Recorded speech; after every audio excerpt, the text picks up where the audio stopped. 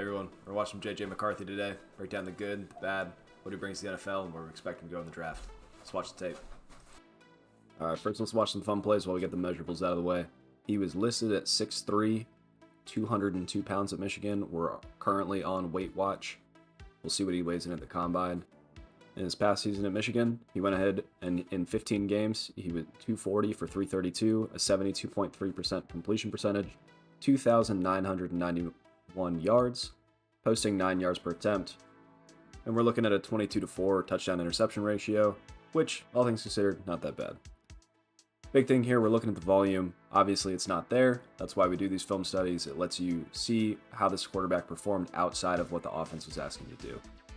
So we'll dive into the traits, we'll dive into what he's capable of, and see really when Michigan was asking him to sling it, does he have what translates to the next level? It's going to be a fun watch.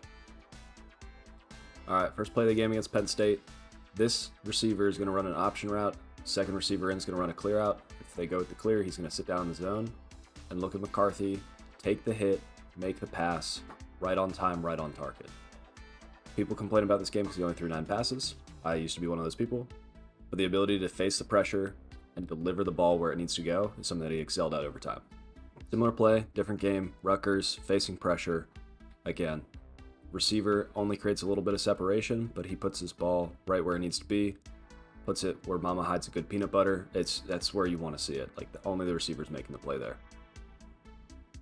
JJ McCarthy, third and fourth down, is just absolutely hilarious. I'm not going to say he's an elite rushing threat. He is a solid rushing threat, but he knows the situation. He knows where the sticks are, and he fights for every stinking yard. So this is 4th and 1, makes a defender miss, gets upfield. That's the right play. I would like a word with Jim Harbaugh. Why are you calling quarterback buck sweep on 3rd and 10? It worked. Hindsight 2020. That's great. JJ McCarthy, the rushing comp for me is Daniel Jones. He's not an elite rusher. He's able to take advantage of rushing when it's presented to him. On 3rd and 4th down, he drops back. There's nobody open. Look at him just fight tooth and nail for this first down. You love to see it. You're going to see, he hits back foot, reads the field. I would prefer that he would hit this crosser coming over the center here. Get the ball to your guy in space, let him make a play, get a first down. But instead what he does, he realizes he has a lane, and he takes it. There was no second guessing here. He knows what he needs to do. Little guy's not supposed to be able to do that. Bryce Young could never. Next up, this is all over his tape, so it was worth including. Nobody's jumping over the moon at this. Nobody's looking at this and saying, wow, I really got to get this guy in the room. But the ability to hit the guy that is wide open and go through the play as it is designed is something that we've seen guys like Zach Wilson struggle with. So it's nice to see him make the play there. Oh, man. This was tough to watch. So hits a back foot, hits his guy in timing. Perfect, right where it needs to be. Donovan Edwards needs to catch that. There's a couple of times that his receivers were hanging him out to dry, and this is one of those instances. So he hits his receiver exactly where he wants to hit him while shrugging off a defender. It's not a perfect ball, but it's a catchable ball that an NFL receiver is going to adjust to and make a completed catch on.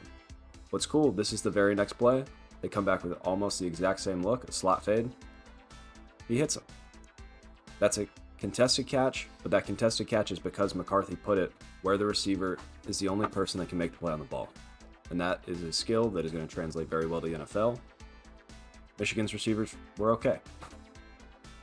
Not great. Everybody loves to talk about McCarthy on the run. Had to include this clip. You see him, he gets a little jittery in the pocket. I don't think that he really needed to run out here. But making a play, out of structure, abandons the pocket, and then look at him keep the eyes downfield, hit the receiver. Do I want that to be low and outside? Yes. Is it a completed catch? Also yes. So his ability to move and make plays, not just with his feet, but also with his arms, is something that is going to benefit him at the NFL. So this is fun. Michigan State shows cover 2 here, but you can actually see them roll to cover 3. Look at that corner up top. The way that Michigan countered this was with a crossing pattern, with their tight end running kind of like a sit, and then he finds some space. when McCarthy starts to move out of structure, you can see the tight end move and find a little more opening for him, which is awesome, and it's cool to see McCarthy and his weapons on the same page there. As you see him move through his progressions on this, that tight end was not the first read, it's good to see him making full field progressions, especially given the limited passing attempts that he had. But watch. Defense doesn't show what they were. Right to left, back to right. There's no need to do that wild release, but it worked. It's cool to see. And finally, just an absolute dot. Certified, dot. Watch. Calling out what the defense is doing. They try to disguise it. Didn't fool McCarthy. Drops back. Finds a guy. Reads through his progressions. Hits over the middle of the field. Easy first down. Alright, so that does it for JJ. Full transparency, I wasn't on board. I didn't think he was a first round pick. After I used the Fantasy Football Astronauts Film Lab and I was able to sort and sift through all the data here, look, it's first round talent. Do I think that he is going to be a foolproof first round, you got to take him? No. But the way the NFL is shifting, he's going to be a first round pick. He's likely to be top 15. And if you're not on board with that, you got to start coming around to it soon. With that, he gets first round draft capital. He's useful for your Dynasty fantasy football teams, and he should be on your radar for your Superflex fantasy football teams this year. Tell me what you think in the comments. Be sure to like and subscribe. Thanks for stopping by.